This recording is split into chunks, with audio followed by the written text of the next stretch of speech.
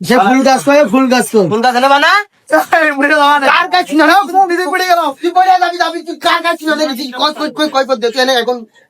আমি ভাবি কাছে শুনতে মনে ছিল কার ভাবি তোমার বউ আমার বউ নেই কার তোর এখন কল লাগবে তোর এখন কল আমার লাগবে বউ নেই কার তুই ভাবি কলি কার আমার বউ নেই